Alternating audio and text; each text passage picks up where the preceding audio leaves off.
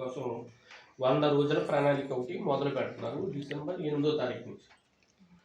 December 8వ తారీఖు నుంచి ప్రతిరోజు కూడా మధ్యాహ్నం పూట ఈ ఎఫ్ఎల్ఎన్కి సంబంధించి ఆ పిల్లవాళ్ళు చదవడం, రాయడం, లెక్కలు చిన్న లెక్కలు 4 రకాలు, గుణకారం, ఉడిగా తీసివేత, గుణకారం, భాగాహారం 4 రకాలు, అలాగే తెలుగులోను ఇంగ్లీష్లోను చదవడం, రాయడం, ఈ 2 రావడం కోసం ఈ 100 రోజుల ప్రణాళిక ఇప్పుడు స్టార్ట్ చేసి 8వ తారీఖు నుంచి ఈ సంవత్సరం చివరి వరకు, ఈ సంవత్సరం ఏప్రిల్లో పూర్తయ్యేటప్పటికి అన్నీ పూర్తిగా వచ్చేలా చూసి ఆ 100 రోజుల కార్యక్రమం పూర్తయిన తర్వాత మళ్ళీ ఇంకోసారి పరీక్ష పెడతాం.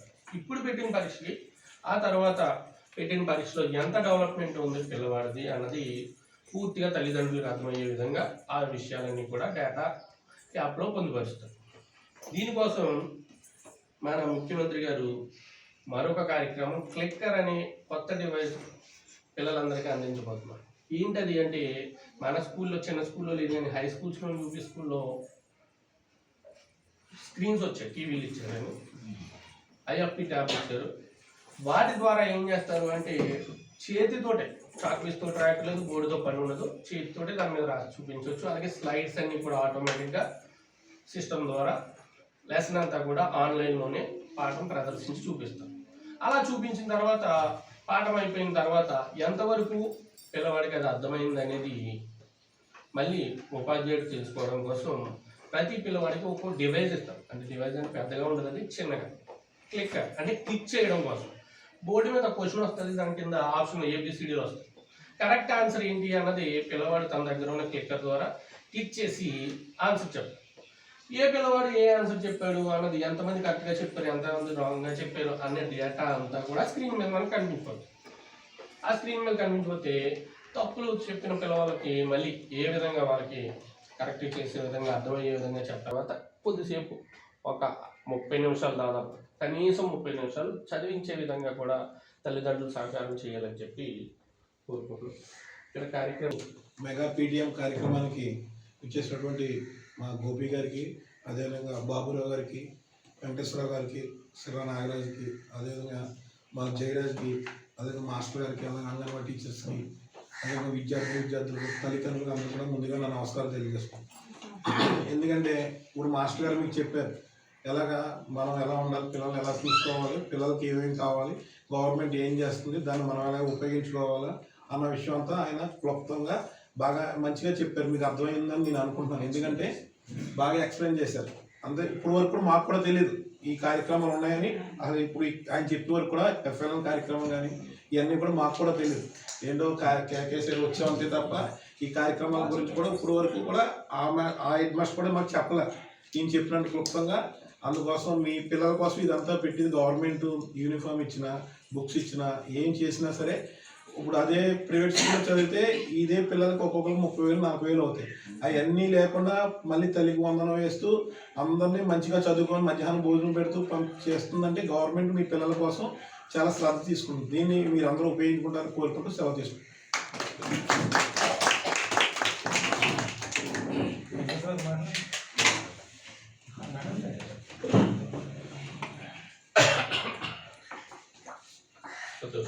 ఈరోజు ఈ కార్యక్రమం యొక్క ముఖ్య ఉద్దేశాన్ని మీరు అందరూ వివరించారు. మరి ఈ కార్యక్రమానికి వచ్చినటువంటి ఈ గాంధీనగర్ గ్రామంలో ఇంత మంచి కార్యక్రమానికి ప్రభుత్వం నిర్ణయించింది కనుక ఈ కార్యక్రమానికి మన గ్రామంలో, మన స్కూల్ దగ్గర వచ్చినటువంటి మన గ్రామ అధ్యక్షులు, నాయకులు అందరికీ అలాగే గోపి గారు, అలాగే స్కూల్ హెచ్ఎం గారు, అలాగే రావళి గారు, గోపాల్ గారు, నాగరాజు, జయరాజు గారు, మన అంగన్వాడీ టీచర్ గారు, మరి వచ్చినటువంటి మీకు అందరికీ కూడా మరి పిల్లల తరపున నేను ధన్యవాదాలు తెలియజేస్తున్నాను. ఇక్కడ ఈరోజు మరి ATM లాగా PTM అనేటువంటిది ప్రభుత్వం నిర్ణయించింది.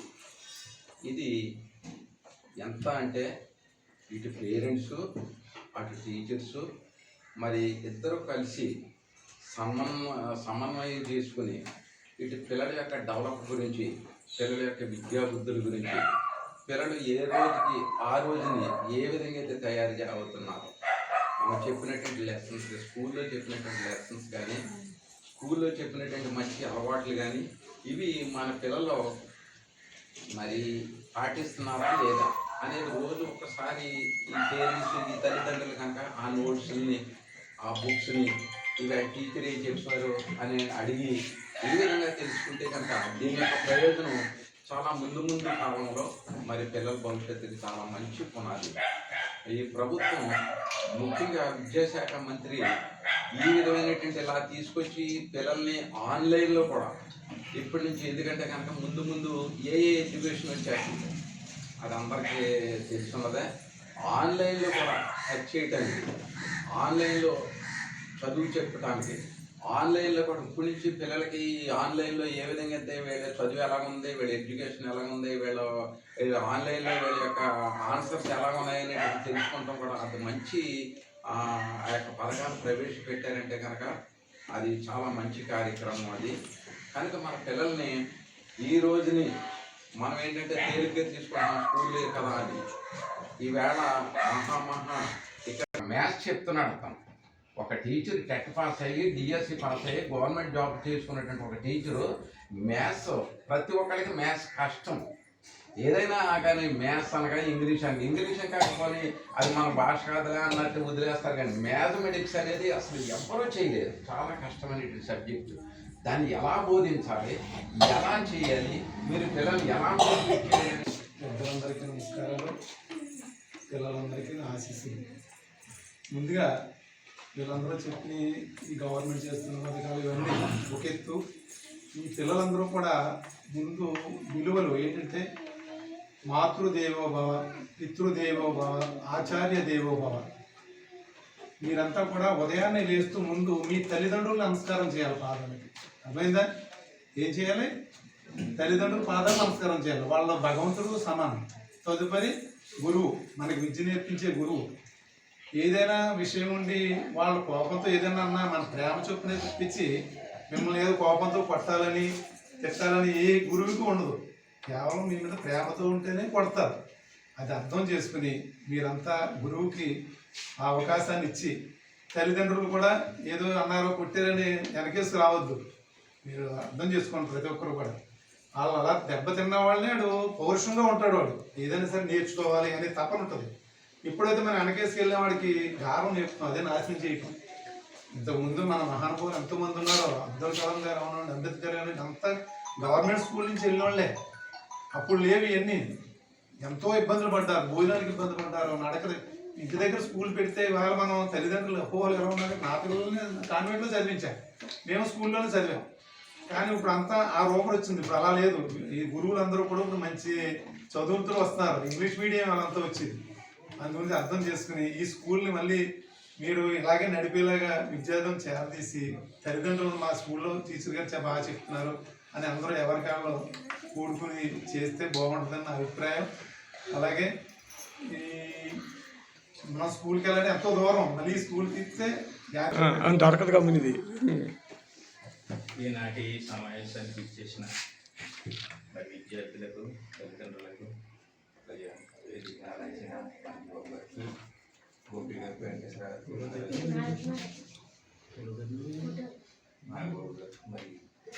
మరి ముఖ్యంగా ఈ స్కూల్ నడుపుతున్న టీచర్ మరి సుధాకర్ గారు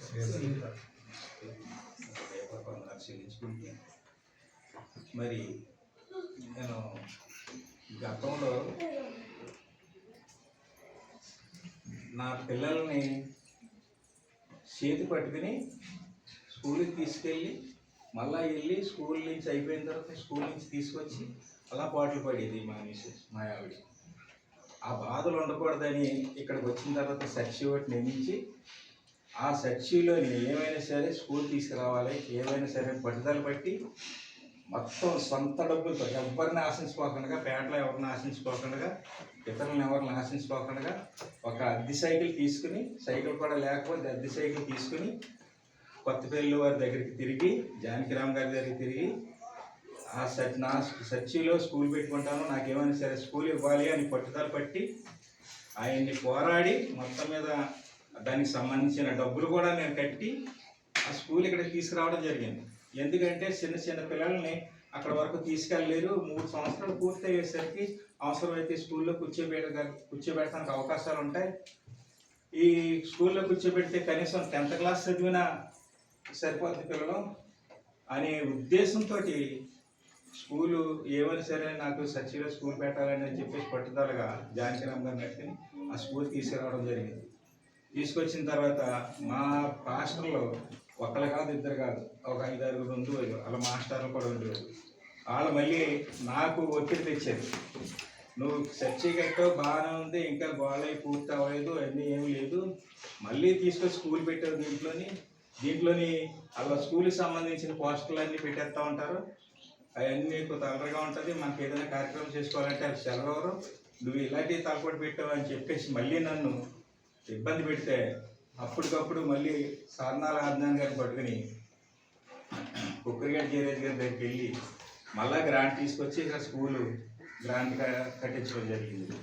ఆదినాథ్ గారు నేను హైదరాబాద్ వెళ్ళిపోయేవారు. మొత్తం ట్రూప్ మొత్తం 6, మన రావులియా, కనకం, పెద్దిరాజు, త్రిమూర్తులు, మొత్తం వీళ్ళందరం కలిసి హైదరాబాద్ వెళ్ళి ఎమ్మెల్యే గారిని సుబ్బారెడ్డి గారిని పట్టుకుని మళ్ళీ ఆయనకి ఫోన్ చేసి ఆయన దగ్గర నుంచి అలా జయరాజ్ దగ్గరికి వచ్చి ఆ ఎన్నొత్తం లెటర్ ఇచ్చి ఆ లెటర్ మళ్ళీ ఆయన శాంక్షన్ చేసిన తర్వాత ఆ లెటర్ పట్టుకుని మళ్ళీ వచ్చి ఇక్కడ స్కూల్ కట్టించడం జరిగింది. అన్ని పాటలు పాడవలసి వచ్చింది. అంతా కూడా ఎవరి సపోర్టు లేదు, పేటలు ఎవరికి తెలియదు. ఎంతకీ స్కూల్ పెట్టిన తర్వాత ఆ చర్చిలోని టీచర్ ఎవరు కావాలని అడిగితే నాకు రాజమండ్రి టీచర్ గారు కావాలని చెప్పేసి అడిగితే అప్పుడు హెచ్ఎం అక్కడ ఆ స్కూల్లో హెచ్ఎం రావడం కుదరదు అయ్యి అంటే తప్పదని రావాలండి అని పట్టెడితే జానకిరామ్ గారు వెళ్ళమ్మా 4 రోజులు వెళ్ళు అని చెప్పేసి మళ్ళీ ఇక్కడ పంపించారు. పంపిస్తే పిల్లల్ని జాయిన్ చేయమంటే గోగులమండ లక్ష్మూర్తి నేను ప్రభుత్వం గవర్నమెంట్ వాళ్ళకి పంపిస్తున్నారు కానీ మీ స్కూల్కి ఎందుకు పంపిస్తాను అన్నాడు. గవర్నమెంట్ పడేనయ్యా బాబు అన్న నమ్మలేదు.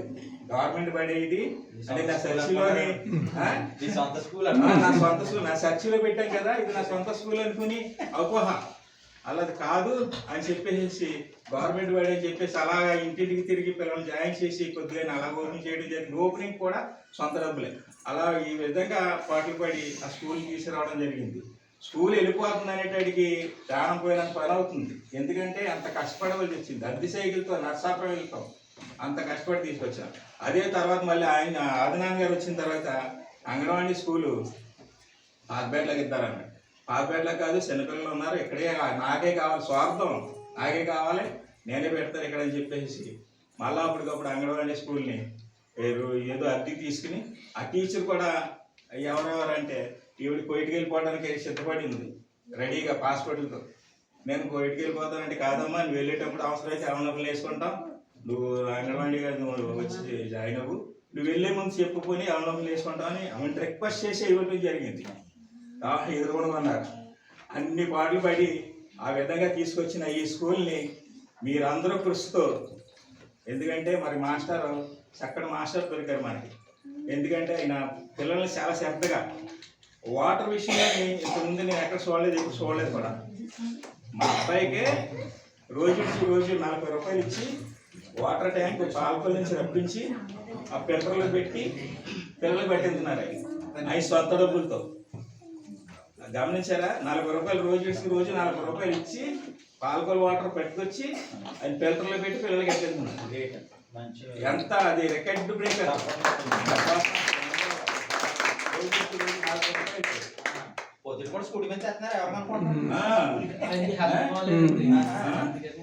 ఆ విధంగా చేస్తుంటే మరి మాస్టర్ని మంచి మాస్టర్ వచ్చారు.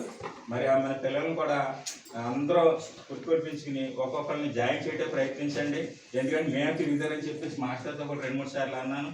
మన వచ్చి ఏదైనా సరే తీసేస్తాం, స్కూల్ తీసేస్తాం అంటే పట్టేట్టు చెప్పాం. అంత ఈటకి వీళ్ళకండి ఎంఏ గారి దగ్గరికి వెళ్తాం అయ్యి అని చెప్పేసి చాలా కృషి చేసి పెట్టాం. మరి మీరు ఈ విషయాలు అన్నీ గమనించి, ఎందుకంటే ఇప్పుడే వెళ్ళిపోలేదు, మరి ఇంకా చిన్నపిల్లలు ఉంటారు, మన తర్వాత ఉంటారు చిన్నపిల్లలు.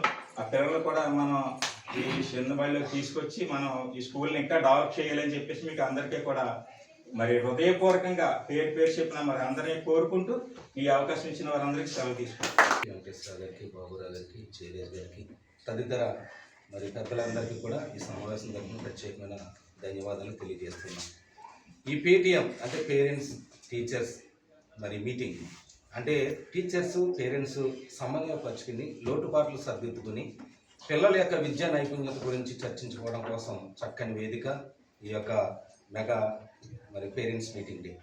మరి ఈ కార్యక్రమం ఇచ్చేసినటువంటి తల్లిదండ్రులు కూడా ప్రత్యేకమైన ధన్యవాదాలు తెలియజేస్తున్నాం. మరి చక్కని విషయాలు మరి శ్రీధర్ మాస్టర్ తెలియజేశారు. చాలా అర్థమైన రీతిలో క్లుప్తంగా చాలా చక్కగా అయితే స్క్రీన్ మీద డిస్ప్లే చేసి మరి ఎలాగైతే పిల్లలు ఎలా చదువుతారు రానున్న రోజులను ఎలా చెప్పారో మనకు కూడా అర్థమయ్యే రీతిలో చక్కగా వివరించినటువంటి శ్రీధర్ మాస్టర్ గారు కూడా మరి ఈ సమావేశం తరఫున ప్రత్యేకమైన ధన్యవాదాలు తెలియజేస్తున్నాం. ఎందుకంటే మరి బాబురావు గారు చెప్పినటువంటి విషయాలు కొన్ని అన్నీ కూడా వాస్తవం. ఎందుకంటే మేమైతే చదువుకోలేదు కానీ మేము అడుగుపాలెం ఇదివరకు యూపీ స్కూల్లో మేము చదువుతూ ఉన్నాం. మా చదువు అయిపోయింది, మేము కొంత దగ్గరికి వెళ్ళిపోయాం. ఆ తర్వాత తరంలో వచ్చిన మా తమ్ముడు ఆ జనరేషన్ నుంచి మా మిస్సెస్ కూడా ఈ స్కూల్ వచ్చిన తర్వాత ఈ స్కూల్లో ఇక్కడే చదువుకున్నాను. అంటే ఆ జనరేషన్ నుంచి ఈ స్కూల్ రావడం జరిగింది. మరి ఆయన ఎంత కష్టపడ్డాడో మాకు తెలుసు. వాస్తవం మాట్లాడుకోవాలి. మరి ఆ రోజు రావడం కానించి చేయడం కానించి కష్టపడడం కానించి ఈ క్రెడిట్ గోస్ట్ మరి బాబురావు గారు అని మేము చెప్పాలి. ఎందుకంటే చూసాం కాబట్టి మరి చాలామందికి అప్పటి నుంచి కూడా ఈ స్కూల్ రన్ అవుతూ మరి 8 సంవత్సరాలకు ఒకసారి లేదా 5 సంవత్సరాలకు ఒకసారి ఉపాధ్యాయులు మారి కొద్దీ నైపుణ్యత పెంచుకుంటూ పిల్లల్లో స్టడీ విలువలు పెరుగుతూ మరి చక్కని విద్యను అభ్యసిస్తున్నారు. దాన్ని బట్టి మేము ఈ గ్రామం తరపున ప్రత్యేకంగా వారు సంతోషిస్తున్నాం.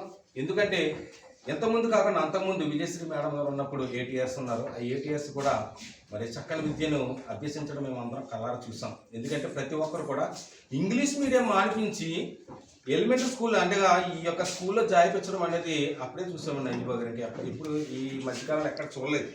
విజయశ్రీ మేడం గారు అనే వ్యక్తి మీకు తెలుసు.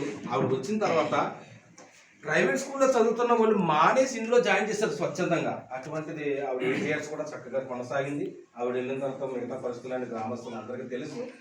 మళ్ళీ పిల్లలు తీసుకుని వెళ్ళిపోయి జాయిన్ చేసుకోవడం జరిగింది. ఎందుకంటే ఇక్కడ ఏమి లేదు అని అర్థమైపోయి వెళ్ళిపోయారు. ఇప్పుడు మేము వెళ్ళి అడిగామంటే ఎలా ఉన్నారు రోజు బై రోజు ప్రతిరోజు కూడా స్కూల్కి వెళ్ళి చక్కగా చదువుకునే విధంగా మీరు అందరూ కూడా పిల్లల్ని మోటివేట్ చేయాలి. అంటే పంపించడంలో మీరందరూ శ్రద్ధ చూపించాలని ఈ కార్యక్రమం తరపున నేను మిమ్మల్ని అందరినీ ప్రాధాన్యపెడుతున్నాను. మరి పాపం మా చర్చిలో జరుగుతున్నప్పుడు రాజమండ్రి టీచర్ గారు స్టార్టింగ్, ఆ తర్వాత డేవిడ్ రాజ్ మాస్టర్, ఇంకా అలాగ పెద్దిరాజు గారు, ఇంకా ఆటోమేటిక్ అలా చాలా ఇంచుమించు ఒక 30 సంవత్సరాలు అయిపోతున్నాయి ఈ గాంధీనగర్ కాలనీలోకి స్కూల్ వచ్చి. మరి చాలా సంతోషం. ఇది ఇలాగే కొనసాగాలని మళ్ళీ తల్లిదండ్రులందరూ కూడా మీరందరూ శ్రద్ధ చూపించాలని కోరుకుంటూ ఈ అవకాశం ఇచ్చినటువంటి అధ్యక్షులు శ్రీధర్ బాబు గారికి, మరి ముఖ్య అతిథిగా విచ్చేసినటువంటి అంజుబాబు గారికి, సహచర నాయకులందరికీ కూడా పేరున ధన్యవాదాలు తెలియజేస్తూ ఈ మాటలు ముగిస్తుంది.